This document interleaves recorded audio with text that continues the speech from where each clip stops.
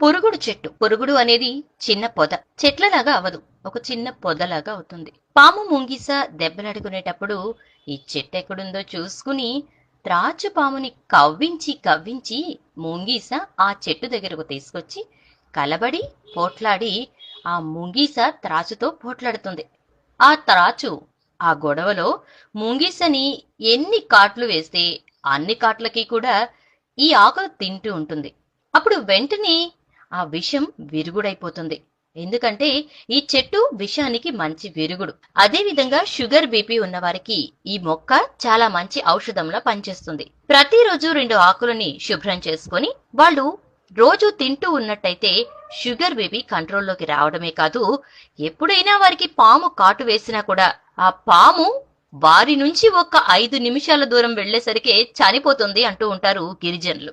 So ఈ మొక్కని విషానికి విరుగుడుగాను, పాము కరిచినా కూడా దీన్ని ఉపయోగిస్తూ ఉంటారు. దీన్ని ఆకులను దూసేసి ఆ పుల్లతోటి శుభ్రంగా పళ్లను తోముకోవడం వల్ల దంత సమస్యలు తొలగడమే కాదు, ఆరోగ్యానికి చాలా మంచి చేస్తుంది. ఈ పుల్లని వాడేటప్పుడు ఆ రోజు వరకు వాడిన దాన్ని విరిచి పక్కన పెడేసి తర్వాతి రోజు మళ్లీ దాన్ని ఉపయోగించుకోవచ్చు.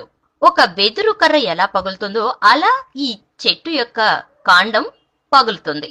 అదే విధంగా నడుము నొప్పికి ఈ మొక్క చాలా మంచిది.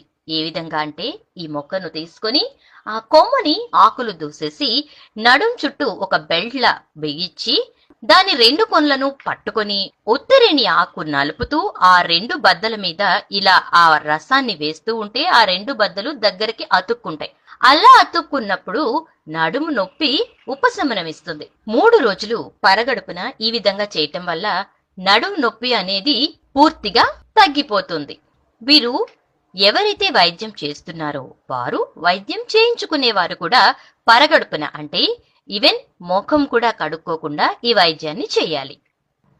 15-20 సంవత్సరాలు దాటాక కూడా రజస్వల అవని ఆడవారికి ఈ చెట్టు యొక్క వేరు రసాన్ని కషాయంలా కాసి ఇస్తే వారు నెలసరి వస్తూ ఉంటుంది. ఈ పురుగుడు చెట్టు యొక్క విశేషాలు చూశారు కదా. మరో మొక్క విశేషాలతో మరో వీడియోలో కలుస్తాం.